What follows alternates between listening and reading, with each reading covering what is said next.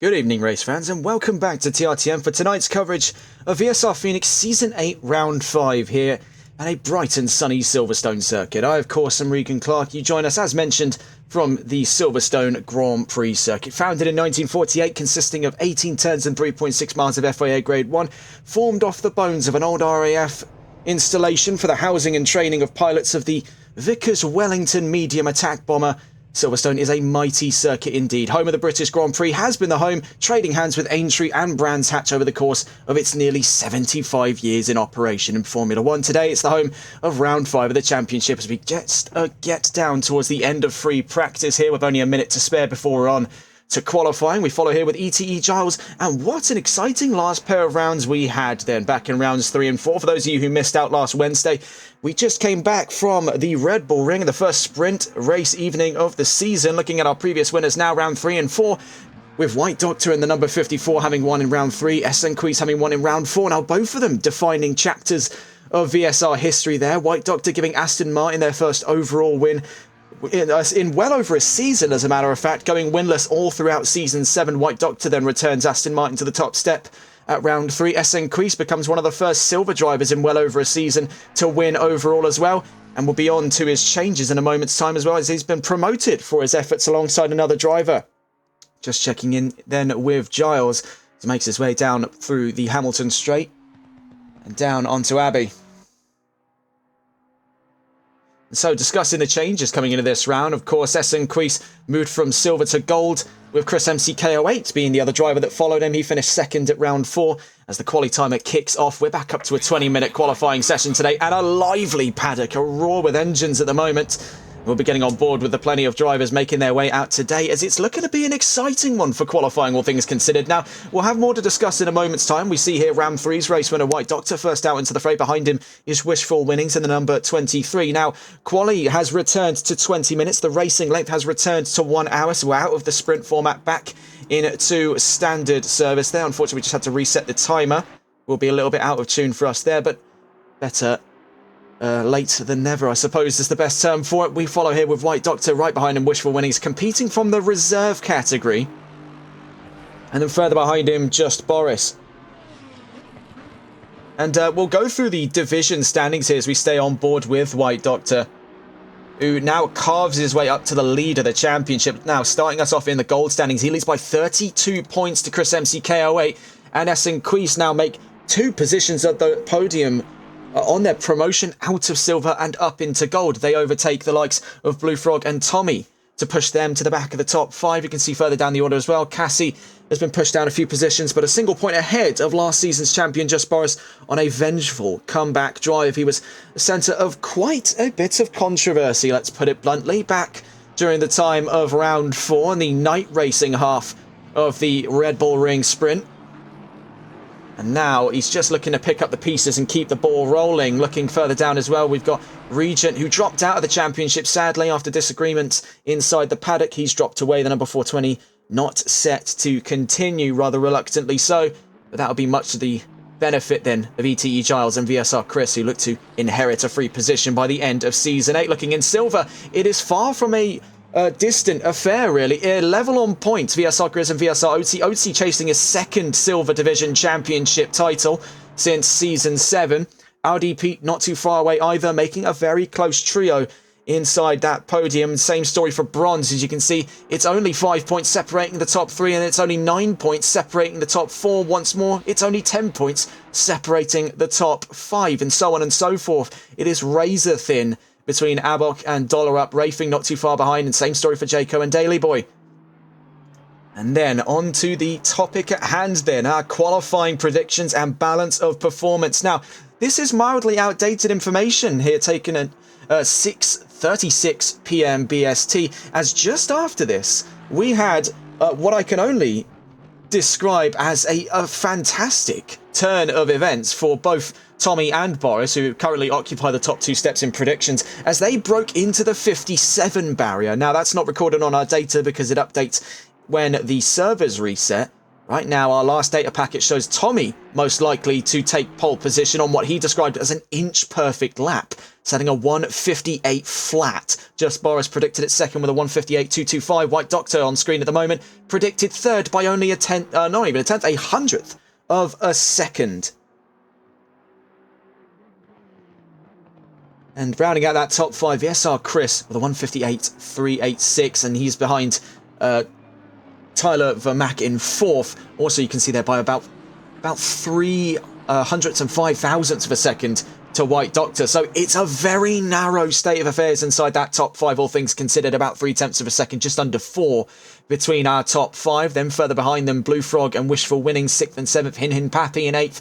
Chris MCKO8 in 9th. VSR Oatsy predicted at the top 10, and we'll see how well that fares with him.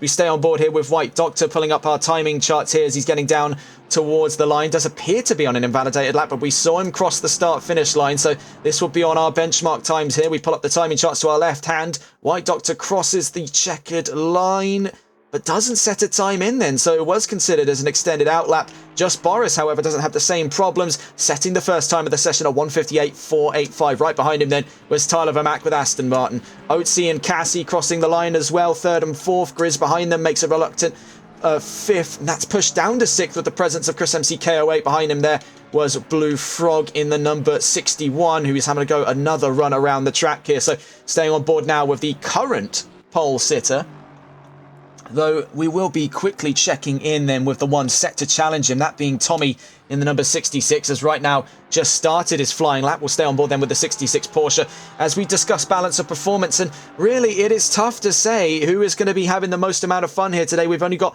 2 Mercedes cars and I believe only 1 Lexus, which I don't believe is present in this round today.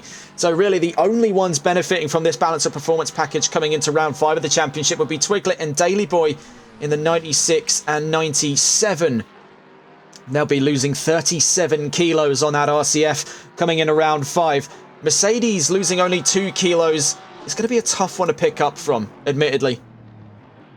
The RCF, sorry, I should mention there, and the Mercedes, not the RCF. Got ahead of myself there. Daily Boy just made the top 10 as well with Mercedes. So Mercedes losing only 2 kilos. Again, tough to pick up on. Lexus would have been the only ones really benefiting from today. Ford gaining 2 kilos. Aston Martin gaining 10. Same as Porsche here. We're seeing being driven by Tommy XXC1308. He was in that runner-up spot for quite some time through rounds 3 and 4. He was a season hopeful then in the sprint round, and same story as back during Zolder in season 7. He really does wow expectations when the races get shorter. We'll see what he can do then on what looks to be a real reinvigorated drive by Tommy here at round 5. So Porsche gaining 10 kilos, BMW will gain 14, McLaren gaining 17, Lamborghini gaining 18, Ferrari gaining 19, and Audi gaining a whopping 20 kilos. It's going to be a tough one then for some of the Audis, Ferraris and Lambos up the order, namely Just Boris there, highest among the fray for that 3 set of manufacturers, currently second behind White Doctor, who sets the new fastest time at 1:58.405. We'll see though, where does the bottom line land here for the 66? It looks to be one of our extra front row challengers for today. He was predicted at pole position. Can he deliver on this promise early on? Let's see what Tommy can do. He takes the line, but only to 4th position by 0.2 of a second to the fastest time overall.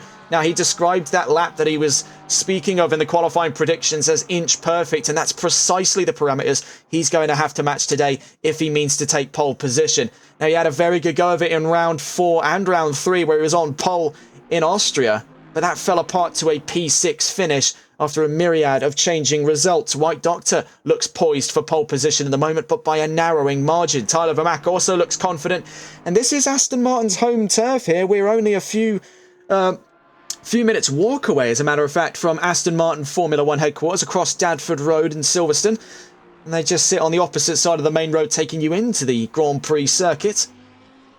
However, for the creation of this very machine, the GT3 Vantage, I think you'll have to look either towards Banbury for the ProDrive headquarters or over towards Gaydon, Warwickshire for the Aston Martin Racing headquarters that developed its sister car, the GTE. Watching then with Vermack ahead of him, Boris. So we're going to get on board then with the Lamborghini just to see, can it extend that margin up to pole position? So we stay on board with the Lambo.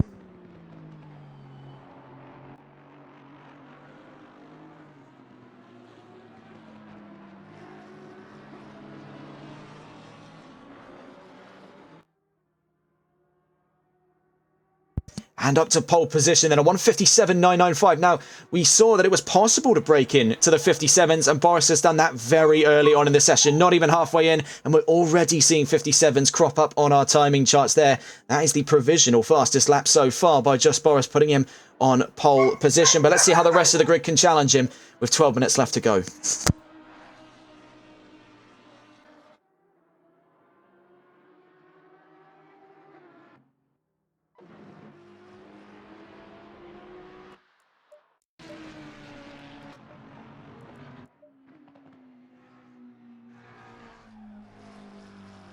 We saw that was an improvement for Audi, Pete, but just not enough to take 4th off of Tommy there. That was a 0.2 improvement. Needed 3 to get the leg up on the Porsche in 4th position. Right now, it's an Aston Martin 2 and 3, but Boris, by nearly half a second up front there, is going to be a tough one to challenge. He'll be hunting down his first win since round 2. He went 2 rounds winless there in the Red Bull Ring.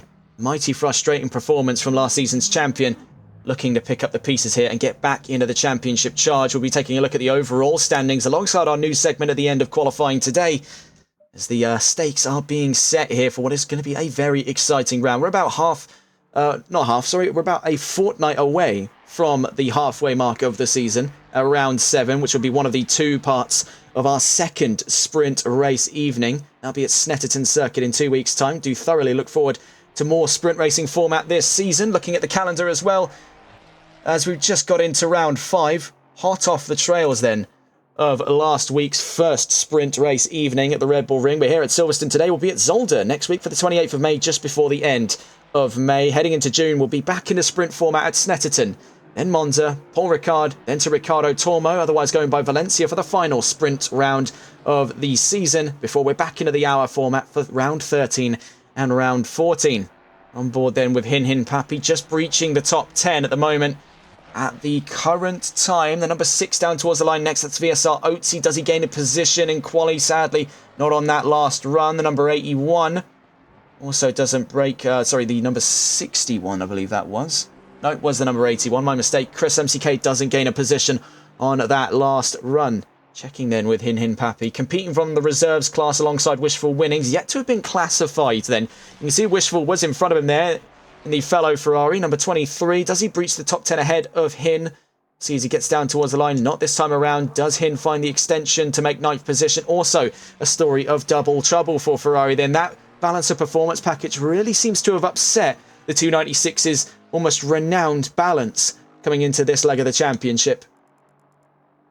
Having a look around the field then, drivers we're surprised not to have seen times out of yet includes the Blue Frog in ETE Giles. Now we see the McLaren just crossing the line to start another flying lap, but it seems that chaining everything together inside the white lines may have proven to be a struggle too hard for ETE Giles. He's more used to the heavier machines from Ford that he ran last season, but the previous time champion here in VSR Phoenix is not to be underestimated. He did take his championship back in Season 5, He's been 2 years out of action and out of line for that run of the championship. He's been a very stern challenger over the course of the last season. So I perhaps think we're seeing a bit of the kindlings then to spark back up the fire in Giles' performance here in Season 8. Better late than never. Currently 20th, yet to have set a time. Here's hoping then we get to see him up on the timing charts. And speaking of timing charts, you can see right now making their way down the hanger straight is the second fastest driver of the session thus far and current closest challenger to pole position.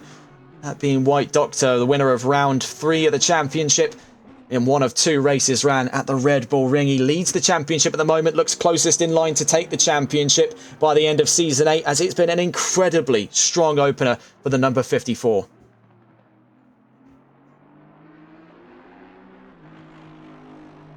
Triple 7 is next towards the line at the moment. We'll just be quickly catching on board with Hin Hin Pappy, but he yields to give way there to Wishful Winnings. So the 2 Ferraris seemingly working together there. Last we saw of it, Wishful was actually in front of the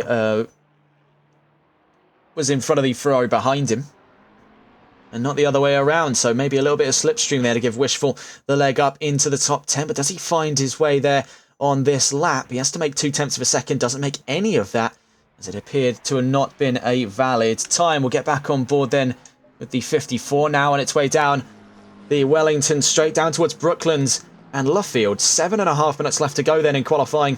What can White Doctor do to try and catch up with Just Boris? It seems to be a massively reignited performance by the 999 off of quite a, in his mind, forgettable last couple of rounds at the Red Bull Ring. One that he'd much rather forget than try to remember. We saw then White Doctor bringing it into the pits. The VSR Chris here from 8th position. In front of him, the current pole sitter in the 999, Just Boris. As a matter of fact, let's see if we can catch on board with the Lamborghini as we get a run down here through Silverstone, what is just an absolutely fantastic circuit in my honest opinion. So on board with Boris then for our tour of Silverstone. Now we start alongside the national pits here on the GT paddock as it's known. We start on the national pit straight. On your left there, the Silverstone UTC. On your right, the old paddock, as we head immediately into Copse Corner.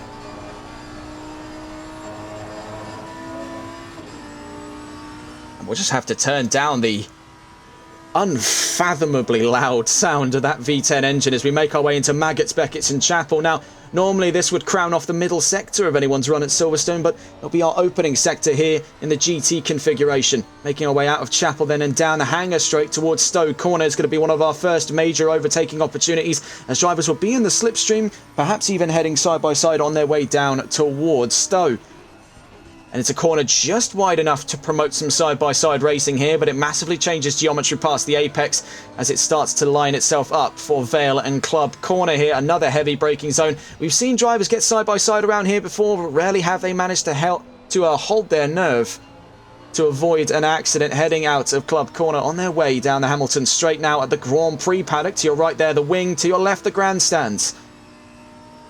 In the modern day now, that would be the Hilton Hotel at Silverstone that sits on the left-hand side, heading then through Abbey, then through Farm, and now into the Village curb. Another major overtaking opportunity, complementing Village, then the loop on our way towards Aintree.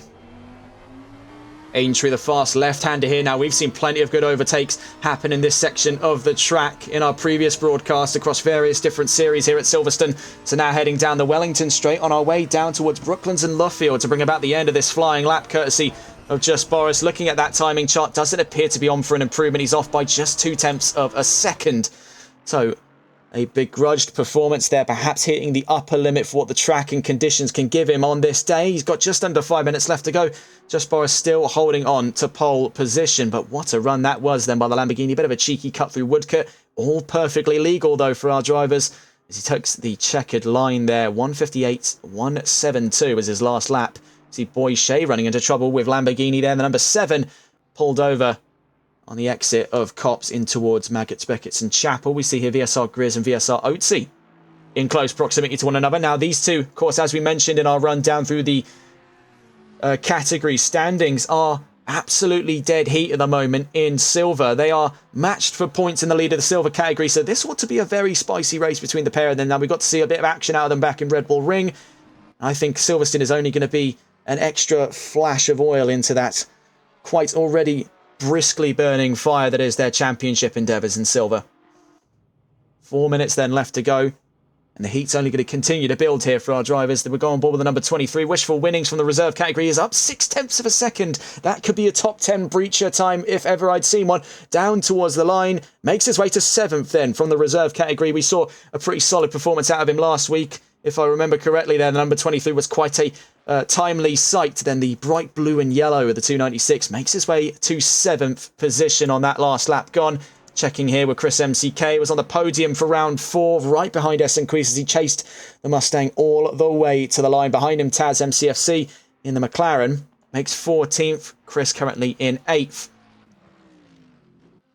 Trying to catch on board here with the 999 again as we check in. He is actually up a few hundredths of a second there, so marginal improvements. But just Boris wants to make that gap as wide as humanly possible. Now checking our wider timing chart here, you can see that it has dropped down to a matter of hundredths and no longer tenths as Tyler Vermack put in an absolute blinder in his last couple of laps just gone. He's put himself within a tenth of a second. That might just be squeezed back out to 1/10 from this lap by Just Boris as he exits Woodcote Corner down towards the line. Is it an improvement? Yes, it is.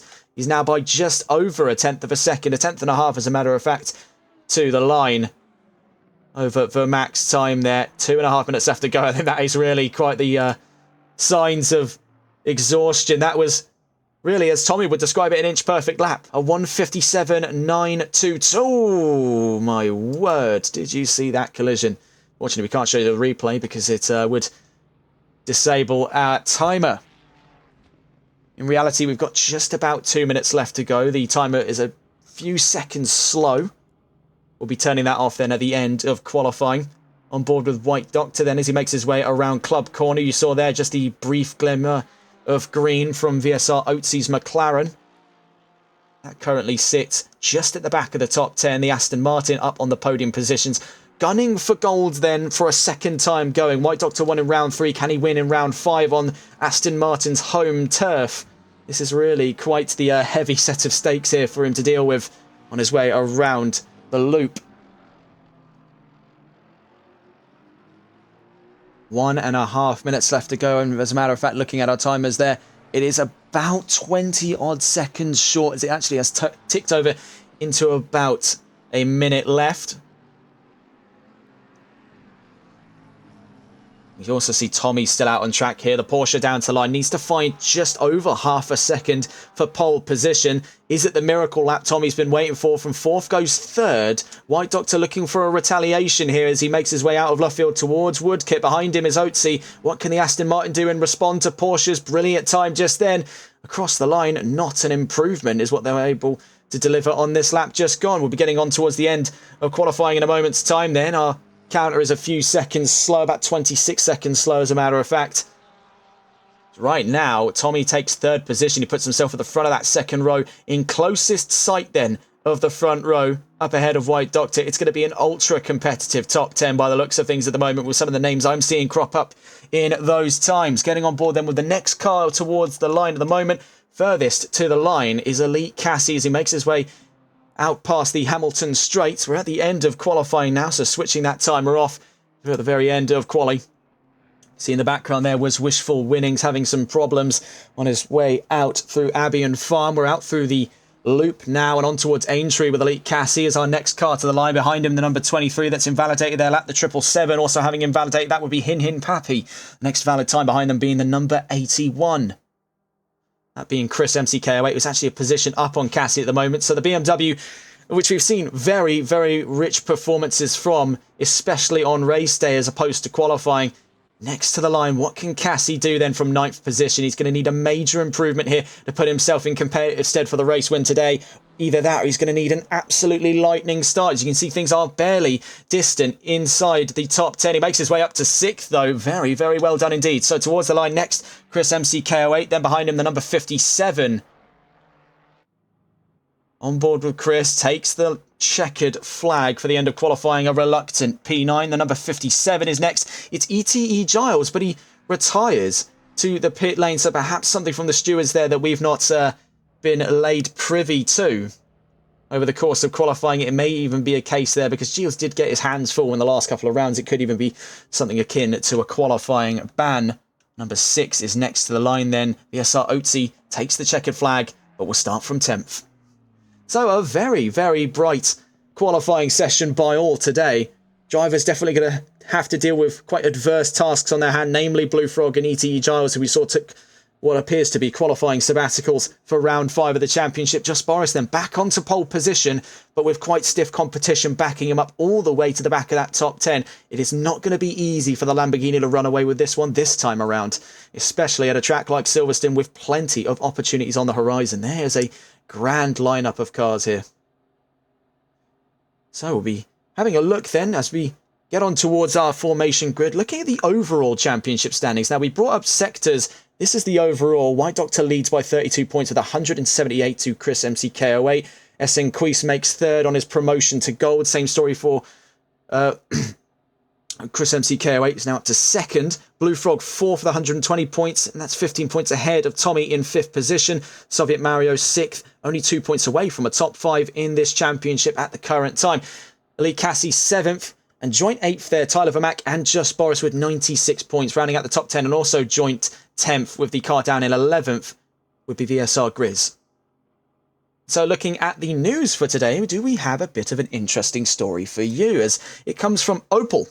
As a matter of fact, of all companies, it says, in rallying news, Opel is set to produce the world's first FIA-compliant e-rally car. Now, this comes from Opel's website and also from reports off of motorsport.com. It's called the Mokka GSE Rally. It's based on the 2021 onwards Vauxhall Mokka E. Very great car. Sells like hotcakes in the UK and Germany, respectively. Now, this is set to comply with FIA E-Rally 5 regulations. Now, this is a mirror category to the Rally 5 regulations, these production car Cup Series cars for the FIA European Rally Championship and all other FIA Rally events. And now, Opel has been experimenting with that idea for the last 5 years with the Corsa Rally Electric, which ran at the ADAC Opel Electric Rally Cup. 5th year now arriving for them. And they're saying, and I quote, that this vehicle can produce performance comparable to Rally 4, meaning that at a push, where it put toe-to-toe with them, it could compete with both Ford, Renault and Peugeot, as well as their petrol-driven cars, courtesy of the Corsa Rally 4. It's a very exciting prospect to see Opel toy around with new ideas this late into their run in rally. Now, our next bit of news comes from Formula One as they sign a brand deal with Disney to replace ESPN, potentially as their broadcasting partner in the United States. Now, of course, Disney owns ESPN and has been signing Formula One over to them all the way up until 2025, when their current lease is set to expire. This is set for a new wave of merchandising and content production to coincide between both Formula One and Disney from 2026 onwards. And our last bit of news today, Wayne Taylor Racing reveals their Le Mans livery for 2025. The number 101 will run next month at the 24 Hours of Le Mans, and it's already looking a bit bright and dandy indeed for Wayne Taylor Racing. They'll be the third Cadillac to compete on the grid alongside Hertz Team Jota. And so on to our formation grid for today. It's Just Boris from pole position. Tyler Vermack lines up in second position. The Aston Martin closest to try and challenge last season's champion. Tommy not too far behind at all, and we've seen what his race performance can be like. Even when he gets knocked down, he gets straight back up. The number 66 is in a very, very poised position for today's race. White Doctor is in fourth with Audi P in fifth, Elite Cassie sixth, VSR Chris seventh, Wishful Winnings in eighth, rounding out the top 10, Chris MCKO8 and VSR Otzi. VSR Grizz in 11th with Hin Hin Pappy 12th, GTR Twiglet 13th with Taz MCFC in 14th position. A very nice livery indeed on the 996 McLaren. 15th then is VSR Smiler, VSR Abox 16th, Tommy Johansson 17th, GTR Daily Boy 18th, Shawnee Mac 19th, and Blue Frog ETE Giles both toward the back there, 20th and 21st on qualifying sabbatical. Same story for Boy Shay and Jayco 14, 22nd and 23rd. So let's get on board then with our pole sitter as we get on to the start of the formation lap here for round 5 of the championship. We'll be back with you in a moment's time. Taking us away then, it's our current pole sitter for round 5, Just Boris.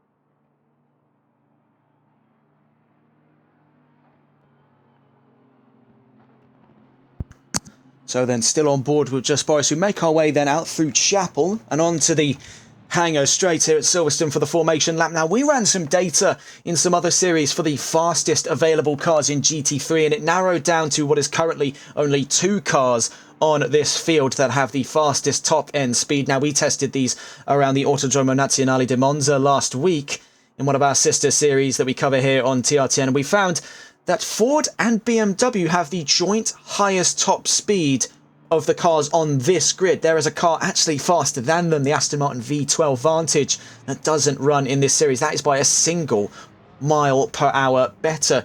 So for both Ford and BMW, it could be a very hopeful day here, but that's only for 2 straights out of what is 18 corners and 3.6 miles of challenging FIA Grade 1. Now, as wide as it may be, designed around the auspice of Grand Prix racing, that is not to be taken lightly, though there are plenty of opportunities. Very few of them work out with both drivers still smiling at the exit of most of these corners. You do have to time your battles here, and I think that's definitely something for Mac, Tommy and Doctor are all going to be thinking here to try and challenge Just Boris. We know that when he qualifies out in front, he is a very tough customer to challenge. He doesn't give these positions up easily and really does put quite an elbows out fight in that Lamborghini.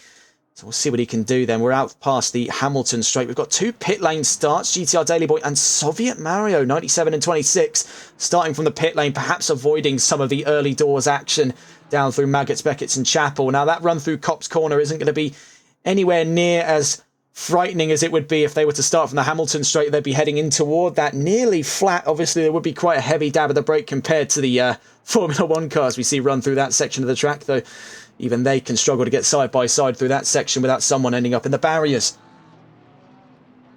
Out through the loop then, down towards Aintree, as we begin our run down the Wellington Straight.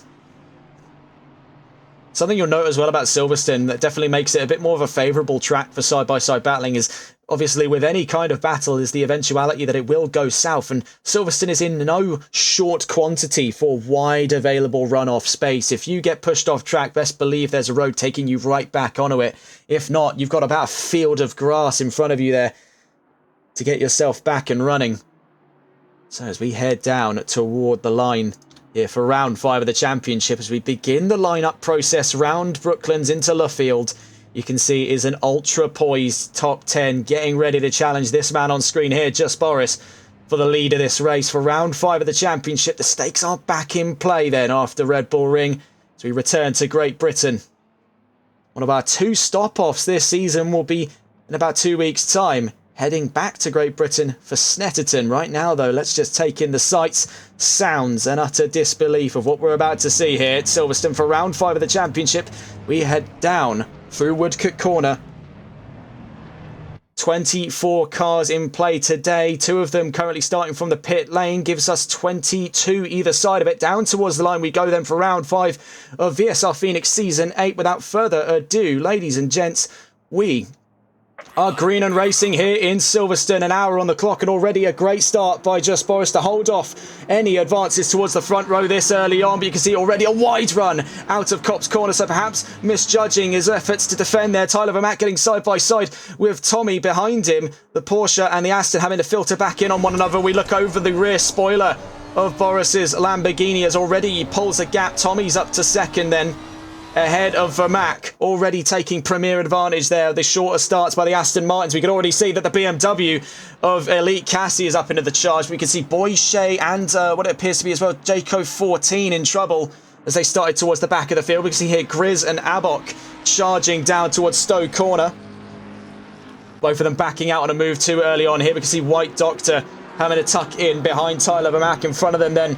That battle for first place soon to kick off as Tommy is opening the taps here, trying to get away from the ensemble of Aston Martins, chasing him down here towards the back of that top 5. Rounding out that top 5 at the moment, though, is the BMW of Elite Cassie, having a very, very brisk start indeed. So Tommy runs it wide there on the exit of Club, tries to hold the inside, trying to defend now very early on from the Aston Martins, knowing straight line speed is definitely not to the Porsche's advantage, but braking zones are, and we're into one right now on our way down through the village and loop section of the track. Out through the loop in towards Aintree. We already had another car off just then. As a matter of fact, yellow flags were out. It was Twiglet that ran into some kind of trouble then on his way down through Village Curve. This is Tommy Johansson in the number 71, currently 17th, and behind Shawnee Mack. Blue Frog going for a move on the inside on Taz. It's a bit elbows out early doors then by Blue Frog. Really taking it in then from the qualifying sabbatical. He's immediately, within one lap, up to the top 10 positions. That is mighty impressive by the 61. Really taking absolutely no prisoners there. Taz has got quite the rough run ahead of him to try and keep track with this driver here. Blue Frog did have a very impressive drive back in rounds 3 and 4. Let's see what he can do then at round 5 of the championship. Looking further up, we can see Wishful Winnings looking to challenge Elite Cassie as we head into Maggots, Beckett's and Chapel. Behind them was Chris MCKO8, who had a bit of a flutter then over the back end of his number 81. Speaking of flutters as well, clearly something has gone amiss with Tommy as he's dropped nearly 2 seconds to Just Boris's Lamborghini and is now under siege here in the battle of second position from Tyler Vermack, who's trying to run it around the outside at Stowe Curve. This is brilliant stuff. This early on into the session, only about 3 minutes in, one mandated pit stop, of course, back on the charts here. Strategy's back open. We'll be seeing that in about 20 to 30 minutes time here in this race. Vermack looking to reclaim second, but a very brisk start by all then inside that top 10. Two Astons are properly peeling away from the BMW here, where it may have the advantage of straight line speed. On a track like Silverstone, it is really a sort of take a bad with a good sort of situation. A bit of a flutter then again over, this time, Farm Curve. Stability at the forefront of concerns for Porsche today.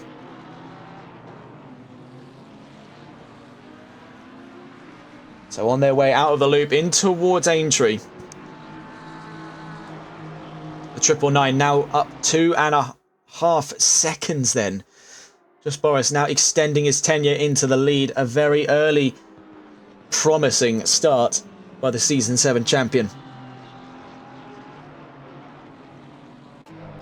Watching on board then with Tommy as he gets a bit of washout through Brooklands and Luffield. You can see just eclipsed yonder the rear wing as the Aston Martin quickly approaching then is Tyler Vermack. Let's see if we can catch on board with Vermack as he chases down second position here, hunting down that Porsche.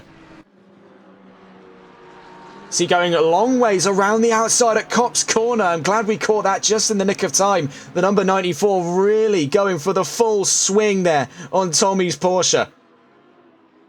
He who dares wins then, and in the case of the number 94, he's up in a second. Tommy struggling for stability then with the 66. Very, very well placed by Tyler Vermack on his way out of Chapel. See, it's almost an equal arm's length here between White Doctor, Tommy and Tyler Vermack, all for second position at the moment. You can see Vermack taking the lunge up through Stowe, and I think the Aston Martin of White Doctor slowly gaining more and more ground on the Porsche. There seems to be something inherently wrong at the moment with the 66. Could it be a case where he's pushed the tyres way too early and is now scrubbing preemptively?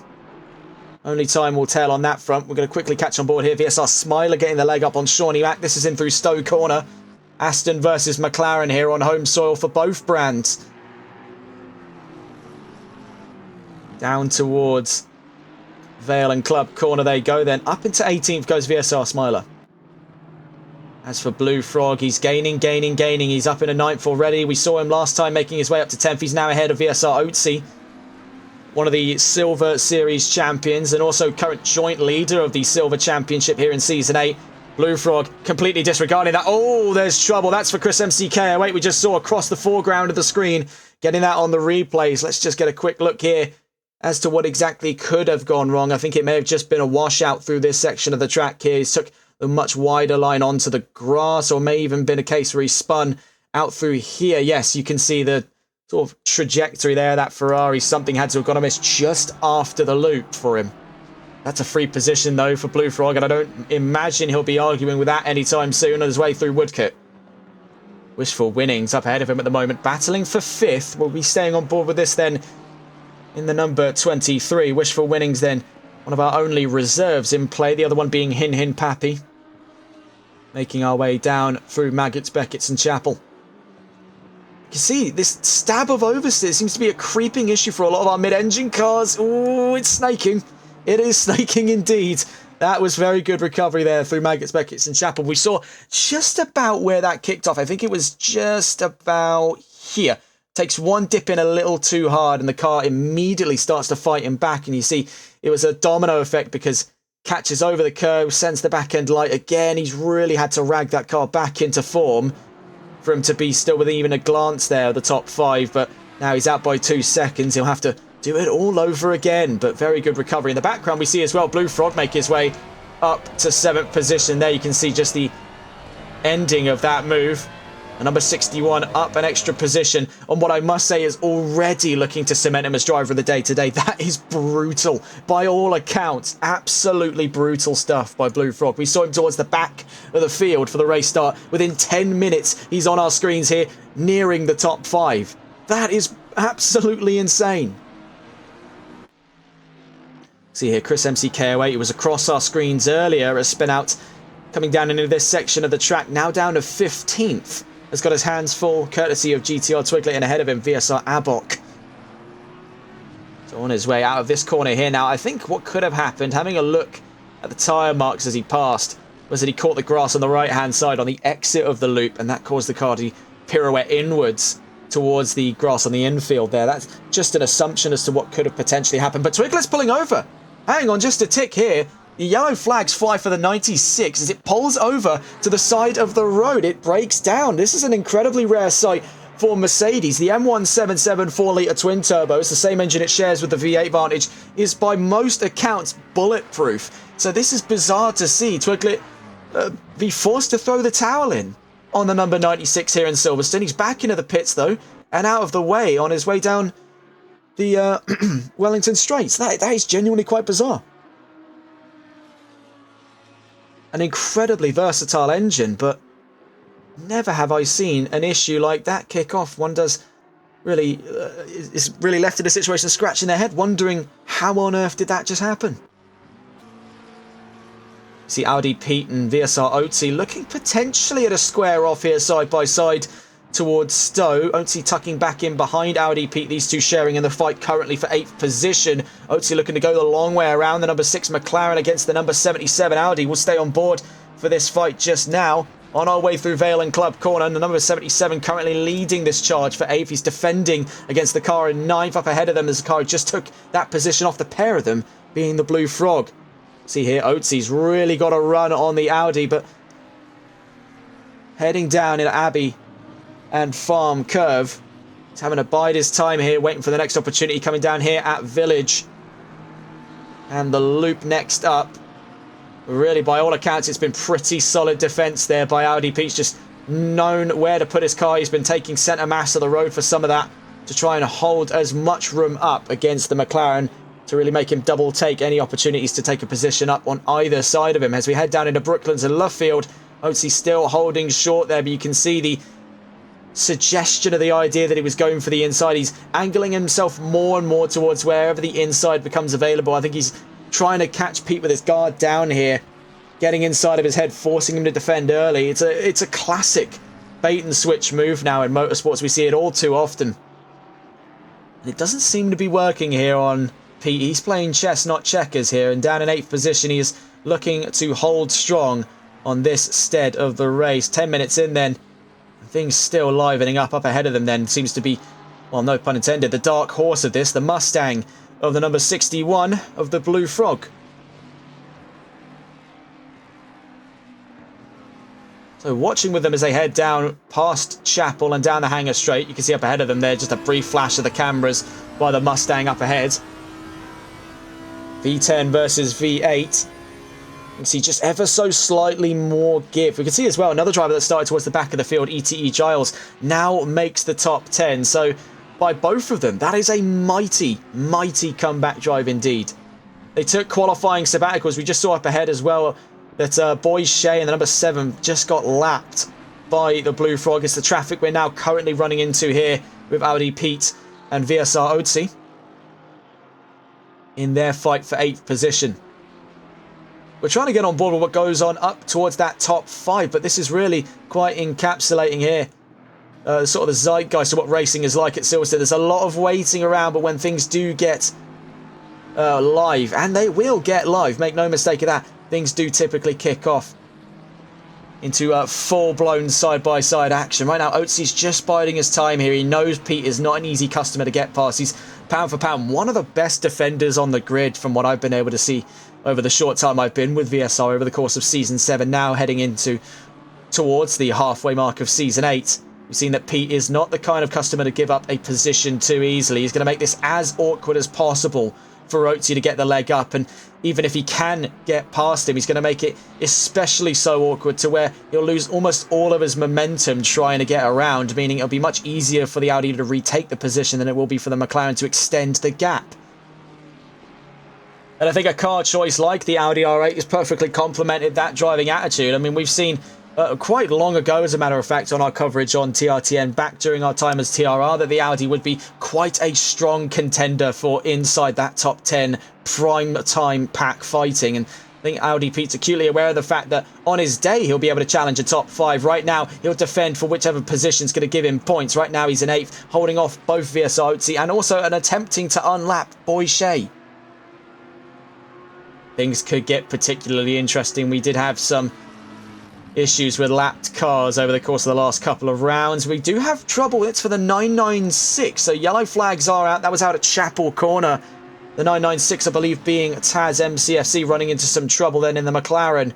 Green flag's back going then, so he's not been forced to retire to the pit lane just yet. It appears that it was just a spin out by the looks of things. We'll be getting on board with the 996 when we get the opportunity. But as we head down the Hamilton Straight, things are looking to go live between Oatsy and Pete as they're closer than they've ever been on their way down towards Abbey.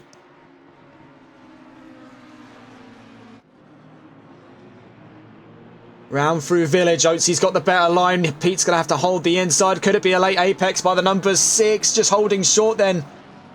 On his way towards the loop. Pete's still holding the inside. He's took the racing line back over. Oatsy's got momentum on his way around Aintree, but Pete's still holding on. He knows that the Audi's just got a little bit more to give there. 2 more cylinders in play against that McLaren on his way down the Wellington Straight, I should say, down towards Brooklands. Oatsy trying to challenge for the inside again. We keep seeing this time and time again, that he guns for the early apex. And I think this is all a bit of psychological warfare that he's trying to play with his fellow drivers inside that top 10.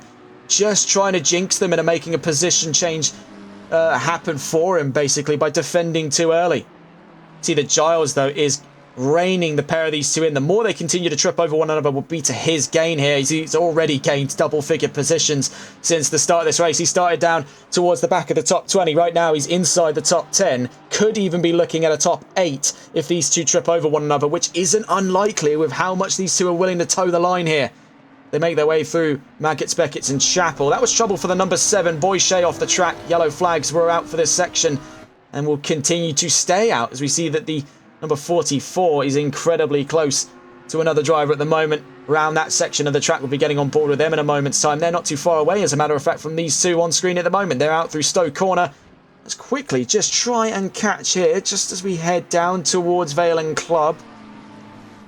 Doesn't look like Oatsy's going for the move just then. Let's try and find out then, who was our mystery guest in the number 44? As you quickly see here, a shake-up inside the top 5. White Doctor onto the podium. Tyler Vermaat continues his charge from 2nd. Tommy now down to 4th. So the number 44 is the one we're looking to locate. And that would be VSR Grizz. So in his fight against Abok, so it appears, now Grizz looking to fight with Chris MCK. So interesting stuff indeed. We can also see a battle start to emerge here for the top 5. Elite Cassie versus the Blue Frog. You see just how much straight line speed that Ford's got. Now these are the two sort of silver bullets, as it were, for straight line speed. You can see Blue Frog's not wasting any time. It's contact between the pair of them down through Brooklands. Oh my word, there'll be words at the stewards. Not many of them I can say on stream, but what on earth went on down there? Now you can see just how much straight line speed the Ford's got over the BMW. These are our two best cars for straight line speed according to data records here, but it was just too narrow to the inside at Brooklands. I think that almost happened for the pair of them in slow motion, and unimaginable action they just couldn't prevent once it had already been set in motion between the pair of them. That was mighty unfortunate. We see here Daly Boy and Jayco side by side. This is down the Wellington straight on our way to Brooklands and Lovefield. The Porsche's going to have to try for something very ambitious here to get the leg up on Daly Boys. He's defending fiercely in the 97. Out through Brooklands, now makes Lovefield. He's going to have the long way around town here, but he'll be held up at the apex by the Mercedes. Following through to Woodcote.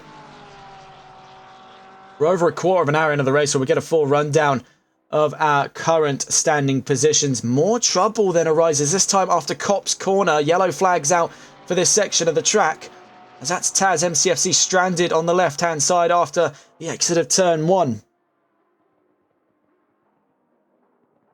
We'll catch up. Oh, hang on, just a tick there. That was a bit of a upset over the nose cone of that Mercedes, and these two really having quite a mare getting through Maggots, Beckett's and Chapel.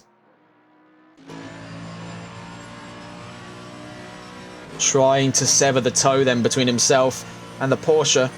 But he's going to have to commit to one side of the track here. He can't keep trying that as he gets onto the brakes. And he does try and stick to one specific area. Making his way down through Stowe. Jayco's still on his tail. We'll catch up with these two in a moment's time. We see here is our race leader now. Timing the line by 6 seconds. Just Boris has been inseparable from the lead of this race for the last nearly 20 minutes gone.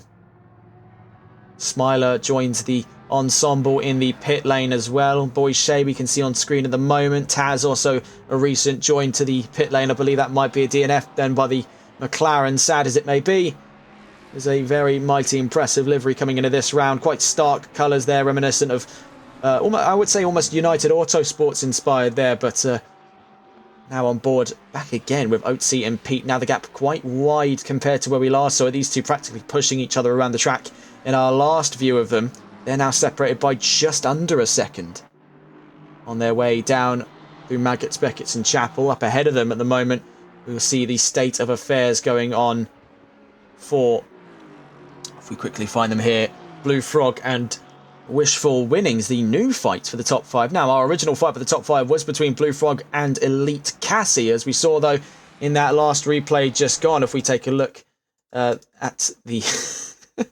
Having a bit of trouble there with our replay system. That was a track rundown archived from our time with AXRL. This was the last move then for that fight at the top 5. Cassie v Blue Frog. And that ended in disaster between the pair of them.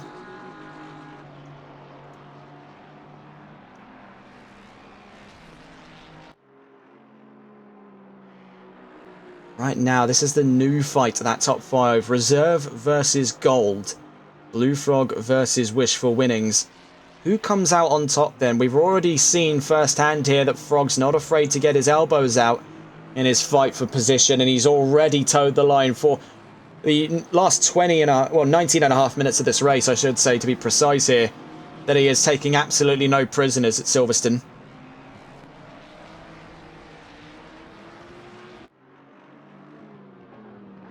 On his way down through Aintree. You can see in the background as well that the battle for 7th for the moment between Pete and Oatsy has closed back up. We'll be getting back on board with those soon, as Giles has also joined the fray, making a 3-car fight. So quickly see here towards the back of the top 15 is another battle going on with Soviet Mario, VSR Chris and Tommy Johansson. You can see here 3 cars in all British machinery. Just up ahead of them as well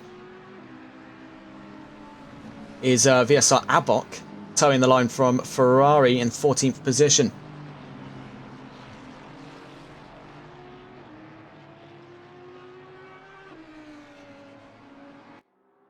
So getting back on board then with one of the battles we've been closely following over the course of the last 20 minutes. Just quickly check in here. Jayco and Daly Boy finally getting side by side. Could it be to the Porsche's advantage? Finally heading down into Brooklands. This is all for 18th position.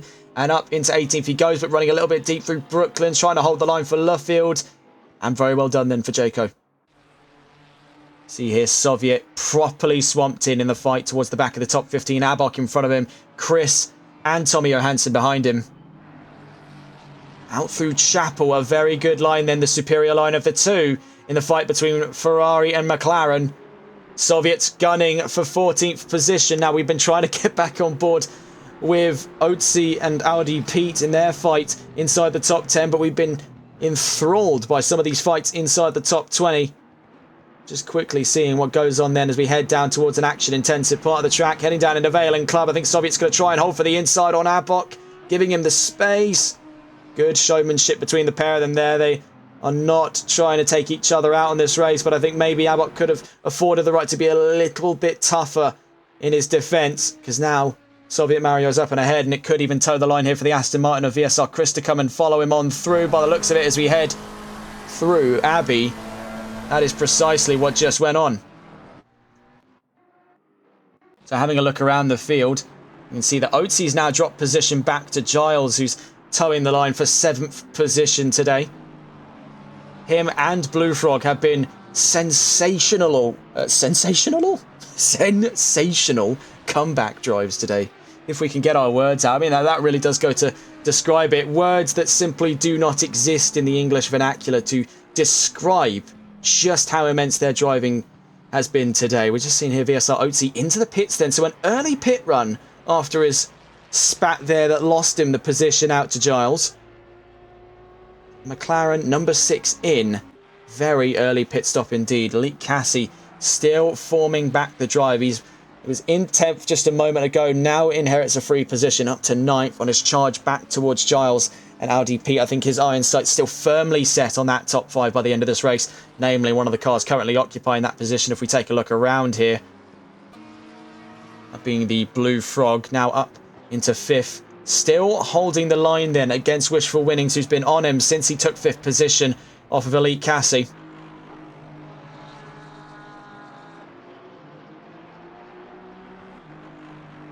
So as we get towards that halfway mark of the race, we'll stay on board with Blue Frog here in what appears to be the emerging fight for 5th position between himself and Wishful Winnings. Just Boris then leads the fray by 7 seconds. White Doctor in 3rd, Tommy 4th. Blue Frog on screen at the moment in 5th. Wishful Winnings in 6th. Audi Pete in 7th with ET Giles in 8th. Giles. Still wrapping my head around that. We had that whole bit back in Austria. And trouble for Audi Pete though, as he comes wide out of Abbey and Farm. Abbey and Farm curve, turns 1 and 2 if you were to start from the Hamilton straight. That has been disastrous turns of events for Audi Pete. He'll lose position out to Giles, and to Elite Cassie, and to Hin Hin Pappy, and to Chris. And it's only going to get worse from there, as really I can't exactly piece together what exactly happened for him. I think it was an incredibly wide run out of Abbey. He caught the grass, and really there's little that exists to describe how one ends up in the Armcos on the far left-hand side at turn 1, heading out of the Grand Prix paddock, though this would be functionally looking at it here. Turns 12 and 11. So, with a bit of a shake-up then, we'll recount our standings back from Giles. 7th at the moment for ETE Giles, as he's only 2 positions away from fellow back runner Blue Frog. Both of them taking sabbatical in qualifying, but delivering on absolutely phenomenal comeback drives today. Hin Hin Pappy in 8th, currently being challenged for position then by Chris MCK08, who took the podium last round in Austria, following on the trails of SN Quies. And behind him, Elite Cassie in the pit lane then from the top 10. VSR Grizz in 11th, VSR Chris D in 12th. Audi Pete now into the pit lane from 13th, Abok in 14th, Jaco 15th, GTR Daily Boy in 16th, Oatsy 17th, Shawnee Mac 18th, Tommy Johansson 19th, and VSR Smiler in the top 20. And then functionally out of this race, Taz MCFC, Boyshay, and GTR Twiglet. So interesting stuff indeed. We're back on board then with the Blue Frog. He finds his way towards VSR Smiler's direction, currently looking to lap the car in 20th position.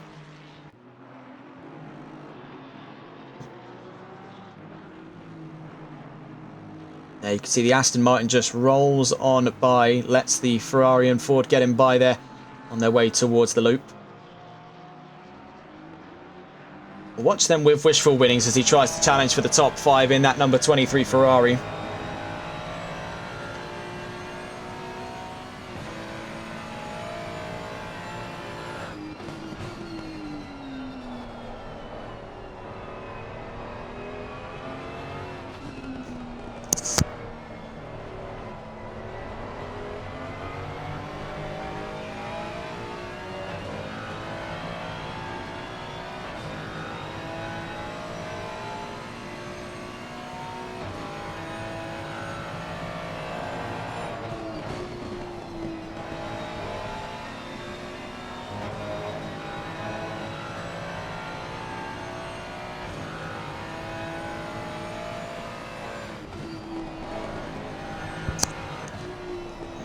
battle for the top 5 seems to have fallen by the wayside then as the gap continues to open up. The Ford seemingly having more longevity on this stint of tyres compared to the Ferrari, which is quite the shocker indeed considering Ferrari's track record for the 296 having such good tyre longevity in Assetto Corsa Competizione. It really does come as quite a shock there. I think it's been a case as well where Wishful Winnings has really been pushing the envelope out in the number 23. It wouldn't really come as much as a surprise that he's burnt those tyres out. See here, Abok already into the pits as well, Giles as well. And the pit lanes really do come alive here towards that halfway mark, though we've seen a trend start to emerge towards the end of Season 7 and all through Season 8 that the drivers tend to prefer a newly emerging window anywhere between 28 and 23 minutes left to go in this race for a good majority of the pits here. But now, of course, all of that is up to the track at hand. Silverstone is very trying on those tyres indeed. We've seen plenty of complaints in that direction that the track sometimes is often not very fun to lap at. It's fun to race at, but as just a track on its own, qualifying has rarely been a performance most drivers look forward to here at Silverstone. And I think it does come from the fact that on qualifying spec, on qualifying trim, it is astronomically easy to burn those tyres. That was so much room to play with and such heavy intensive corners. It really does become a question of how long can the car last as opposed to how long can you last.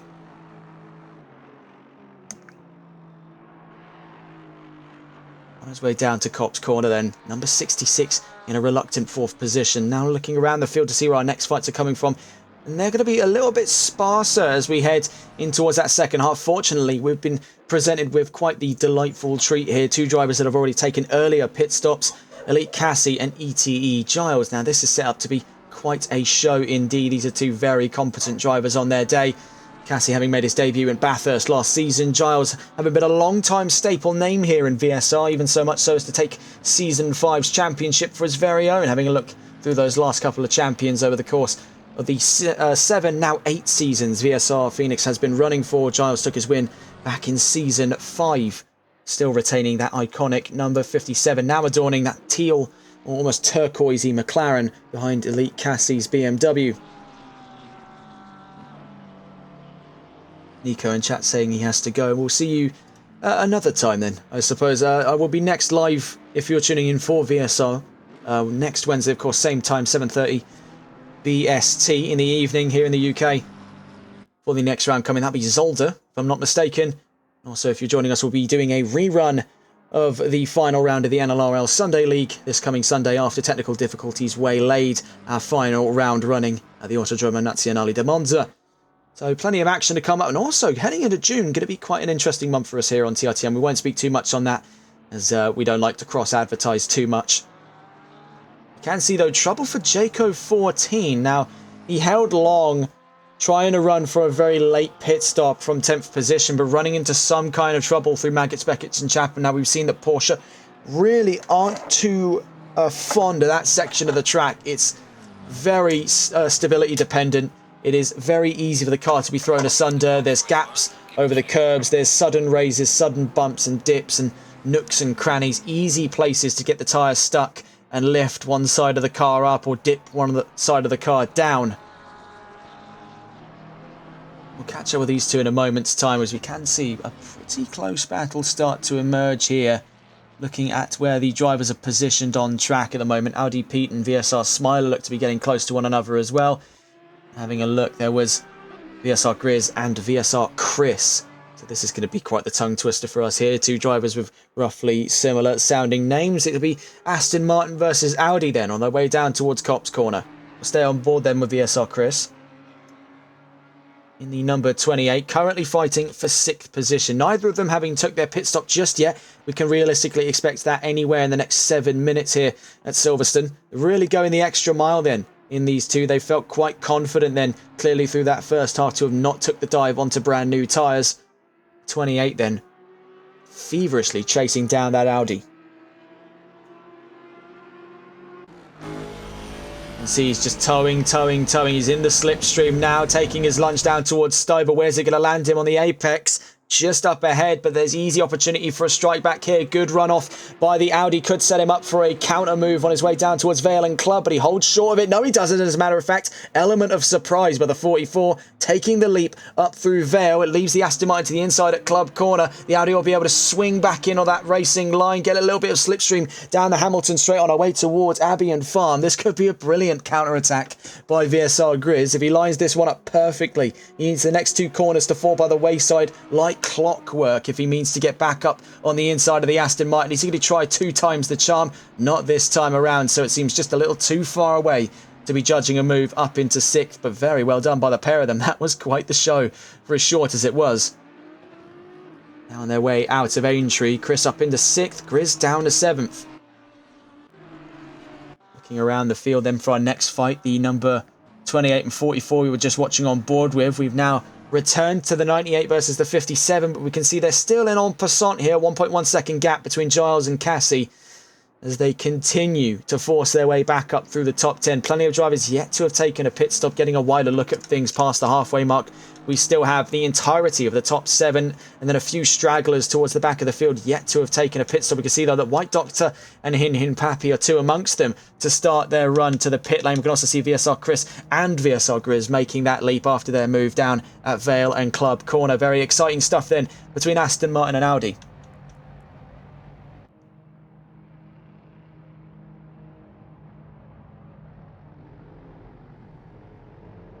See, just as Chris makes his way to his pit box, Shawnee Mack gets released then. So pit crew's on overtime here in Silverstone for even just the one stop. It's got to be absolutely second precise here if they mean to hold on to their positions by the end of this race. Right now, it is still the story of 2 here, as it was in qualifying predictions, at least. Just Boris and Tommy are front runners in this race. Tommy trying to get the most now out of the last of his tyres with 26.5 minutes left to go before the checkered flag. His hopes of a podium were slim, and we'll see exactly what his options are when he makes his way to the pit lane. Now, Porsche's not the greatest for tyre degradation, but he's made the most of the opportunities he's been given, and where he was back down in 4th position, being pushed around and bullied a little bit there by the Aston Martin duo of Tyler Vermack and White Doctor, he has really held strong in that 66. You really got to commend him for that effort. Just Boris is into the pits then in the 999.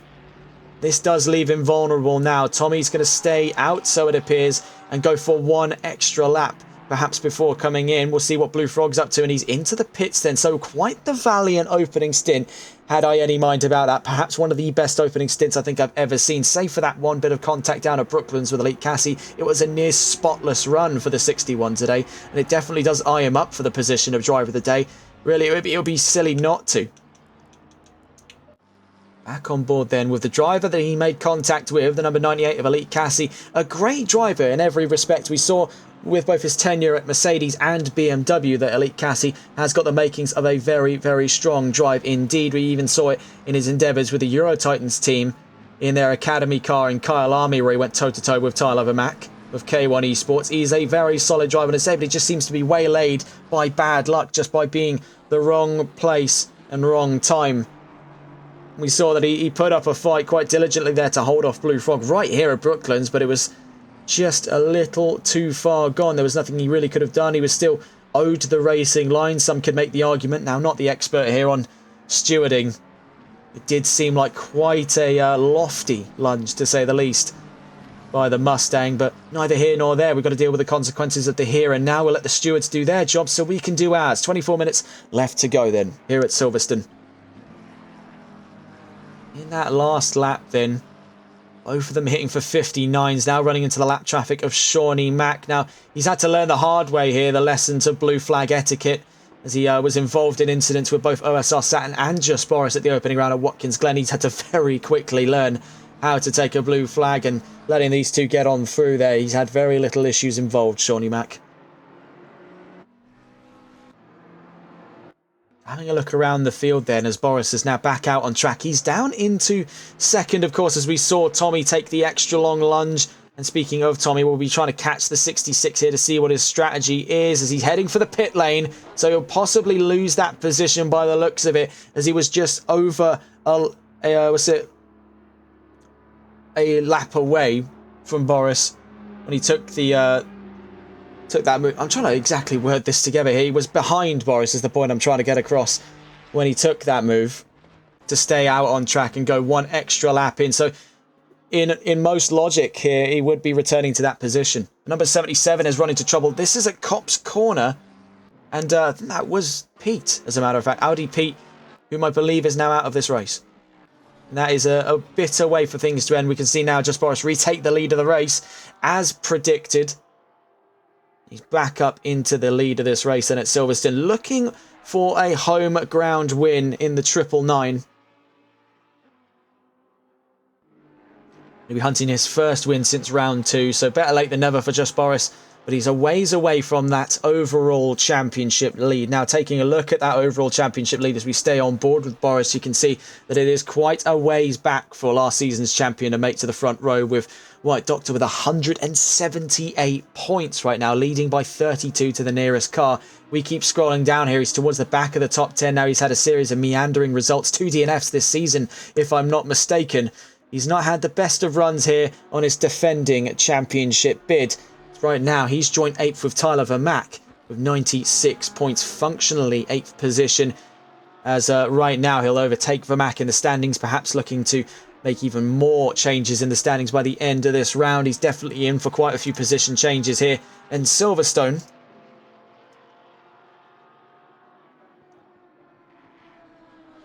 there's still plenty left to wonder about Boris's performance this season, where it may not have been the strong opening we saw last season out of the Lamborghini. Now, if we want to take a look at last season's win, just to give you a frame of comparison as to what's been going on here, looking back, this is through season 7's wins. He went 6 rounds on the trot uncontested on that field, an absolutely dominant entry, and this seems to be a broadly different Boris to the one we saw last season. Now, he seems to have been, I wouldn't necessarily say rattled, I wouldn't say that's the right word for it, but his confidence has definitely been challenged, to put it bluntly, especially with drivers now rising to the occasion and match his pace. And I think that's been further cemented by his move back to Lamborghini and away from McLaren. It was definitely a risky choice, one that he elevated to great success in Suzuka last season when he made that first lunge that, yes, he would be driving in the Huracan come season 8.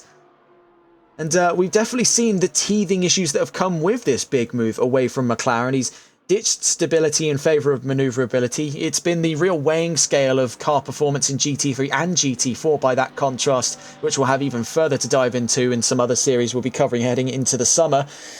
And he's weighed up the pros and cons of that, and he has gone with it. You've got to respect the choice that he's made, because right now he is leading this race, looking for his second this season and 3rd win in VSR with Lamborghini. Of course, taking his first last season at the finale round, and then taking his second at round 2 of the championship at the Circuit de Spa-Francorchamps. Looking for gold then at Silverstone is not off the tables here for Just Boris in what has been a showstopper performance, to say the least. A quite brash contrast to where things were going for the Lamborghini last couple of rounds there at the Red Bull Ring for the first of our sprint race days of the season. As for the driver, he'll have to try and take the mantle off of for the championship lead. White Doctor has been a story of ruthless consistency. He has not been too far away from the podium at all this season, and after taking his first career win in VSR this season at round 3, he seems poised more so than ever to continue this form going. I can definitely see more wins on the horizon for this Aston Martin and for White Doctor. By the end of this season, I can even see there being a story of, I'd say, functionally 2, maybe even 3 drivers by the end of the road here for Season 8 for that championship. White Doctor looking to lead the charge ever more, with Aston Martin behind him at the moment to round out the rest of those podium positions. Is Tyler Vermack, who since last season and his move back towards Aston Martin seems a lot more comfortable. We've seen Vermack swap around cars in a few different series that he likes to compete in that we've been able to cover his career across TRTN on, and he seems at most at home for the front engine cars, at least with Aston Martin. He seems a lot less sort of on edge, so it seems it's a much more relaxed drive from the South African compared to some of the other cars that he's been with. Of course, one notable example is that he spent quite a decent bit of time in another series with Ford, and it's definitely paid dividends then for him to be moving around between brands and experimenting, because come the regulation lock for Season 8 that it would be one car and one car only his choice to go towards Aston Martin has paid off massively and has rewarded him with these more consistent and comfortable drives where pace-wise he may not be able to contend with Boris today, but there is ample chance for the rest of the season that he can compete with him tomorrow. And the day after that and the day after that. That is really something you've got to keep on the bookings here. It's still quite early in his career, and it's just been a story of continual improvement. I think the story of these two Astons is definitely going to be one of the anchoring points of this season as these two look to be rising up through the ranks. Now, admittedly, from where he's standing, Vermaak will lose that position out to Boris, but being on the podium is going to elevate him ever more up towards that top 5 and then once more up towards the top 3 if he keeps on this track record. If this is the staging point for Vermaak's charge towards a potential championship bid, then it is really quite a pleasure to be seeing it. Speaking of Astons as well, we see here VSR Chris. He was on a strong qualifying today, and sadly that's fallen apart a little bit for him, but you can see that in the fights he has been able to get into, he has properly excelled in that field. He's up ahead now of Johansson and Abok, and has made very light and breezy work both through on-track and in pit action. He seems to have got himself mentally locked in for that charge up beyond the top 15, eyeing up a potential top 10 though with 17.5 minutes just under left to go. That is still quite the tall order today. Another story of Aston Martins thereafter. Tommy Johansson in 15th for the moment, looking to challenge VSR Abok. We'll see how he tackles that in a moment's time. We also see VSR Smiler just outside the top 15 then, on thoughts on what could have been today. One driver though that has definitely got his hands full in a situation we weren't expecting to see him in, as we now cut back into the fight for the top 5 as it's swapped on its head with Wishful Winnings, a reserve series driver now leading the charge up ahead of the gold category's Blue Frog. And really, it would be tough to pin it as to exactly who has had a driver of the day performance today, because right now it's in en passant between two drivers that stood side by side with each other for this race start. That being ETE Giles and the Blue Frog. Those two have shared in what is a showstopper comeback drive to be up inside the top 10 once more right now in the case of the Blue Frog battling for a top 5. Really, you just can't take that kind of tenacity to get stuck in and get those drives in away from drivers like this, because it is one of the best things to see in these GT races, is watch a driver come from the back and just absolutely steamroll the rest of the grid.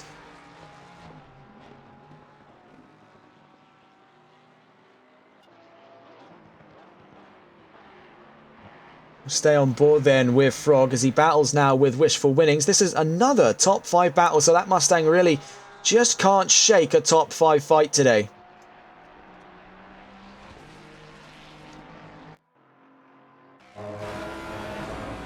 Now, we already saw in his fight with Elite Cassie, hate to bring it up, sounded like a broken record, but the straight line speed Ford has on all other brands on this grid cannot be understated. And you can see exactly my point in proof here, because any time we're in a flat corner here, one that we don't have to be considering even lifts off of the throttle or dabs of the brake for, that Mustang is just absolutely flying. We also just quickly like to note there was a brief yellow flag out on the exit of Chapel for the number 4 in trouble on their way down towards Stoke Corner. They've lost out to the number 28, so I'm told. On our way then down the Wellington straight to Brooklands and Luffield. You see Frog already trying to get inside the head here of Wishful Winnings. He knows that the Ferrari, now having got back out in front of him, will be a little bit high on the successes of that, as it spent a lot of its time trying to rack its... well, the drivers spent a long time trying to rack their head around the offensive mentality. Now they've had to flip that almost completely 180 degrees to now go onto the defensive fight. And this is something that Blue Frog, we've seen over the course of this race, absolutely relishes in the opportunity to take advantage of. Drivers do end up, when they're in a battle for quite a long time on at least one side of it, end up a little bit shell-shocked once they're out in front, as they've been able to sort of switch a little bit of their brain off as they follow the other driver, just only making corrections for when the driver in front makes mistakes. It's why you see in some of these battles, especially with newer drivers, they end up mimicking even the mistakes of the drivers in front of them, especially when it comes to braking and cornering etiquette. Right now, though, these are two experienced drivers at the apex of their game on their way down the hangar straight. It very nearly got to be a move on the inside for the Blue Frog. On his exit of Stoke Corner, you see Wishful Winnings took a wider run out in the 23 and lunging for it, knowing that he can't hold the move off for any longer, goes the Blue Frog up back into 5th then. So we've really got to wonder now, what is the strategy for Wishful Winnings? Did he see the fact that on the exit of Stowe he could be under risk of a penalty from the stewards for gaining an advantage when leaving the track, as he did hold quite a lot of his momentum?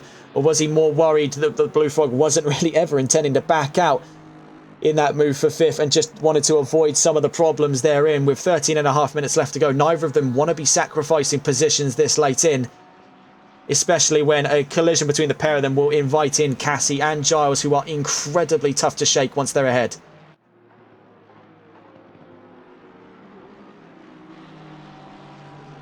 On our way down to Brooklands, Wishful now back where he started this fight for the top 5. He's had his moment in the sun there and is trying for... You can see that sort of switch there to get an early run of the apex. Now, all of this is to try and conserve as much momentum as possible. We've seen drivers do this, especially in the mid-engine cars, up against machines like the Ford, where straight line speed is such a night and day difference. It is very, very interesting then to see these small changes they make over the course of what is only about an hour's race here, but it makes for this microcosm of driving performance for these drivers. You get to see how quickly they can adapt to certain changes, and such is the case there, where Wishful's had to go straight back onto the attacking mentality after spending the majority of his time defending there, realising that the move was moot and he could potentially end up in a collision down at Vale and Club. He just let Blue Frog just roll on by there. We'll catch up with them later on. As you can see in the background, what is emerging to be a fight down in the order for 7th between Cassie and Giles is soon to kick off. Let's get on board then with the defending car, the 2 Elite Cassie. 12 minutes left to go then as we head through Stowe Corner. BMW versus McLaren yet again. These two have been very close to one another for quite a ways of this race, but now as time becomes ever more finite, we'll see the intensity start to ramp up between these two very competent drivers at their game at the moment. 98 versus 57 as we exit Club Corner. A bit of a spat there for the 98. Definitely did set it a bit loose over the rear, that which Cassie had to quickly correct their good driving by the BMW to not end up in the Armcos. On our way then down through Abbey and Farm. Giles then just coiling up, getting ready to strike him there. One of the best opportunities just came and gone. Second opportunity on the horizon. Giles, you can see, was thinking about it, knowing though that Cassie was going to be trying for the racing line. He didn't want to make a move that would have resulted in a collision. So very good intuition being practiced at the moment between the pair of them. We also have a fight going on behind us between Oatsy and Chris MCK08. That's for 9th position. So really quite a treat we're being rewarded with here. A fight for 5th, 7th and 9th. So 3 pairs of drivers fighting all the way down to the back of the top 10. We'll just quickly see if we can catch what's gone on then down in 9th and 10th there. Oatsy v Chris MCK08 there, eerily close to one another at the moment. Something seems to be amiss with Oatsy. So silver versus gold. Chris MCK08 as well on his recent promotion after Red Bull Ring up to the gold category alongside Essen Queese, was the round 4 winner. That saw his almost immediate promotion out of silver. Now Oatsy's got a lot more free reign here to try and challenge inside the silver category. We still see though for silver it's a dead heat between him and Grizz. It's going to be a very exciting one to watch at the moment. At the moment though, he's got advantage. But this is a very, very close fight at the moment for 9th position. Getting up over through Beckett's and Chapel. Chris eyeing up then a move down the hangar straight. And you can see he's definitely positioned himself better so than the McLaren for the run down the back straight here. But the McLaren just having a little bit more grunt in a straight line. It's a story of 6 and 8 cylinders, I should say. Not a Lamborghini in this one. You see Chris really did try and give it there for the inside at Stowe. Had to back out. Almost ran wide on the exit of Stowe Corner. These two really not giving any quarter to one another here for the control of 9th position. This is proper all-out war of attrition stuff between these two. Brilliant, brilliant stuff to see though this late into the race. No one has settled in to a fine rhythm, to a fine groove. It has been conflict on all fronts here for round 5 of the championship, and I for one relish in that fact. Hopefully the rest of the season can give us even but a slight modicum of what we're seeing today. Out through Farm in towards Village. You can see he's just all over him. He's clinging to him like a bad habit as we head down in towards the loop. He had to get up over the sausage curbs there as well. You saw this left-hand side climbing up and over the sausage curbs. He's not going to be happy about the squeezing, but Really, I don't think he gets to pick and choose in these situations, especially when he's leaving us gasping for what he could possibly do next. He'll be getting back in then with that fight of 7th position. See, heading out of Woodcote Corner, it's getting closer and closer every time we check in with these two. Giles and Cassie looking to give us a very good final flourish here with 8.5 minutes left to go. Functionally about 5 laps here at Silverstone before the checkered flag. See here, not far off their trails. Oatsy v Chris MCK. It's that fight for 9th and the fight for 7th. And currently separated by about 3 seconds. No longer the fight for 5th position between Frog and Wishful. See here, though, a little bit of an upset over the grass at Chapel. See, Cassie is adamantly trying to break any kind of toe. Now, he's comfortable in the assertion that the BMW is one of the fastest cars in a straight line, but under slipstream, that McLaren really can shine in surprisingly brisk speeds, as we see as well by Giles there on the exit of Stowe. It's lined him up very nicely on his way down towards Vale and Club, but just not close enough to stage a move just yet. Cassie really appears to be, more so than ever, a little bit frightened by the performance we're seeing from Giles behind him. And it's not often that we see Cassie rattled by anything. He's quite a steadfast, stoic drive, all things considered. We saw that even in his early drives with Mercedes at Bathurst last season. But he really does seem to be up against the ropes here. Not counting him out of anything, but I've never seen a drive this urgent out of him. It really does seem to be that he's met his match in the form of ETE Giles, the Season 5 champion. Really giving him some grief here on his way through Aintree. You've got to hand it to the pair of them, though. This is brilliant stuff to see. We'll just quickly check in with Chris MCK and Oatsy. Very nearly contact between the pair of them there. That could have gone south. Heading down into Brooklands. This is the same area. Got spun out by Blue Frog. Not this time around with Giles, but he's going to have to try and hold the outside. Now we can see already what the McLaren's planning. It's a late apex, trying to surge it up through Woodcote Corner and getting a wider exit through Luffield. Cassie's throwing absolutely everything at it now. The kitchen sink being thrown out with that drive down past the National Pit Straight. He's trying to conserve momentum at every single inch of the track here. It's brilliant stuff. Properly on the ragged edge of performance between these two. You can't ask for more exciting driving than that. Just quickly checking here, back down in that fight for 9th, as it's also been livening up. Really, we're stuck in between a rock and a hard place here for which battle to cover. We'll just quickly snap between the pair of them. To give some context then, without having to throw graphics up on screen, Elite Cassie and ETE Giles on screen at the moment. The orange and turquoise car fighting for 7th position. The cars behind them are the green and pink, the McLaren and the Ferrari of VSR Oatsy and Chris MCK08 fighting for 9th position. Right now, things could get nuclear. He's holding the inside, already staging an early defensive. We've seen, though, that Giles has taken he's taken note of plenty of defensive performances in his time. This is not his first rodeo going toe-to-toe with a driver as quick and as sharp as Elite Cassie. He's gone toe-to-toe with champions in his time here in VSR, and he's not afraid of them, so this is really no exemption here. Cassie is up against a bit of a veteran here in VSR. He's not frightened one bit by Giles.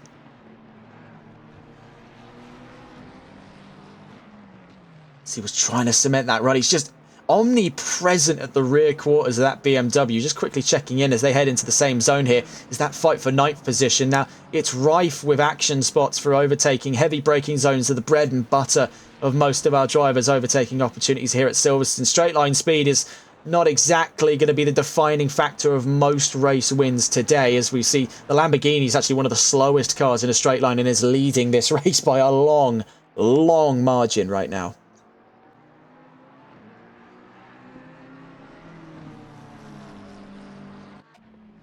Checking in then down through Luffield.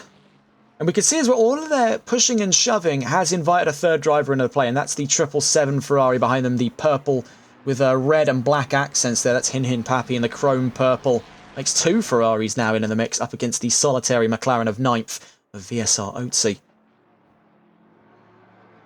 And my heart sank for just a moment there because I couldn't see immediately the turquoise McLaren behind Elite Cassie. I had thought maybe something had gone wrong for ETE Giles. No, he's just coiling up. This little cobra maneuver of his where he just gets into the concertina, and then every time it's a harder slingshot back towards the back end of that BMW. It's this relentless assault on the senses that is really giving Cassie some grief here. He's properly maxing that poor 98 out. See, now side by side between Chris MCK and VSR Otzi. Now the Ferrari's going to have to try something very brave here if he wants to hold on to that position at Stowe Corner. Now it opens up past the apex and then narrows up almost instantly. So it's bizarre, that corner as well. But elevating it up into what appears to be ninth position, a very valiant goal has been taken under by Chris MCK08 to take ninth position off of VSR Otzi. He really had to try for something brave there. That is one of the best overtakes I think we've seen all day. That is proper bliss for him there. A sigh of relief, I imagine, in the 81. Now that he's up and ahead, as the storm is now just brewing behind him between Otzi and Hin Papi. Now I think Otzi's got to start to double down on his efforts to defend here, as that Ferrari seems more than reinvigorated to give him some grief here towards the end of this race. 3 minutes left to go then.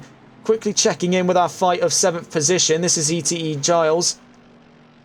You can see these stabs of oversteer now, intentional or otherwise. I think it's a bit of an indicator here. He's spending a lot of his time in that hot air, in the dirty air of that BMW. He's not going to be doing his tyres any favours, but we've seen, of course, as we mentioned, it's not his first rodeo doing stuff like this, and I have a lot of faith that Giles will be able to keep that car under control, but you can see that it is buckling, it is yielding a little bit, it's struggling, it's groaning under its own suspension here, trying to keep pace with the BMW in front. Giles is really throwing 110% into that performance today. Checking in then with Otzi. With Hin on his tail, that 777 doesn't look to be going away anytime soon. I'll say, two of some of the nicest looking liveries on this field. I think it takes an acquired talent to make chrome stand out properly. And these two, it's nice colours. I mean, they're contrasting colours for starters. Or complement. Well, contrasting is probably better. Complementary colours would mean that Ferrari would have to be red, if anyone's done colour theory. But purple and green do go quite nicely with each other, to be fair. It's just a bit of eye candy, really, to accompany the fact that these two are going to be mauling each other through the next set of corners. Quickly checking in then with Giles and Cassie. Still nothing to report on that front. Though I will say those are complementary colours, orange and blue. So Boris entering the final lap. We'll be getting on board with the 999 fairly soon. As right now, through that second half, we've just been encapsulated by these fights inside the top 10. We've been rich and rife for variety today. Chris MCK's took the charge up into 9th there and ran with it. He's nearly 2 seconds clear of the McLaren of Otzi, who's got Hin Papi for company on his way down towards the loop. Or village and the loop, I should say. 1 minute left to go then before the end of this race. It is really all stocks pulled now. No punches pulled. Heaven and earth are going to need to be moved here for some of these positions to happen. I think for Hin Papi, he's looking for last lap bliss here on his way down towards Brooklands and Luffield. He might just be a little too far away to try for something there on Otzi, though he definitely gave it some thought, going slightly earlier for the racing line than the McLaren in front of him. The two almost perfectly mimicking each other. We're going to check in with the 44 and the 28 here. This is the fight down in 12th position. Chris going for the inside in the Aston Martin. Chris going the long way around, though, forces the Aston to run deep. He really had to bite his lip for that one. That was a very scary move between the pair of them. See now, White Doctor's gone practically unopposed for second for Mac. Looks to pick up a very healthy podium.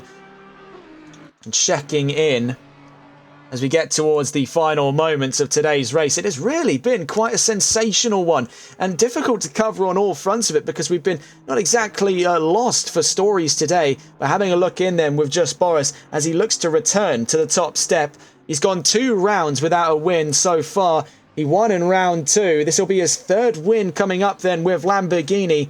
Welcoming him back to the top step then as the checkered flag flies as he heads out of Luffield towards Woodcote. Just Boris returns to the top step as he wins in round 5 here. A home ground win for the Brit as he takes the checkered flag, the 999 victorious in Silverstone. White Doctor looks to take home another podium then. Aston Martin back onto the podium again, relishing in the successes in round 3. White Doctor takes second place then on thoughts of what could have been today. He'll take home a very healthy points dose to continue his championship lead. Tyler Vermack looks to ascend the order as well, making it an Aston Martin 2-3. Tommy on a bitter P4 finish on thoughts of what could have been today after a very promising start indeed. Blue Frog, though, I have to say, is definitely in our bookings for driver of the day today on what was a brutal drive from the back of the top 20 to 5th. At the end of this race. Wishful Winnings takes the checkered flag, then 6th overall in this race from the reserve category. A very promising drive indeed. Cassie to the line ahead of Giles. Those two sharing in a fantastic battle. But let's see where the penny drops here towards the back of our top 10. As right now, seemingly just far enough away, Chris MCK08 fights valiantly for 9th position as he heads towards the checkered flag, relishing in what was a very hard-earned 9th position today. Oatsy to the line then, manages to toe the line for a top 10 finish ahead of Hin Hin Pappy in 11th. Very, very strong stuff indeed. And at the end of their defensive fight, VSR Chris looks to take home 12th position for Aston Martin ahead of Grizz in the Audi number 44. You got to hand it to them there. It was a very solid drive on all fronts. We were spoilt for choice on who to cover today. Plenty of drivers giving us quite entertaining drives today. Tommy Johansson looks to take 14th here for Aston Martin. Definitely spread across the field today, Aston Martin, at their home race, but nonetheless, 2 cars on the podium. They won't be arguing with that. And obviously, everyone wants to take home the 1-2, but in order to take home the 1-2, you've got to win the race. And right now, no one in their right mind looks to take that off of just Boris. What a drive that it's been today, then.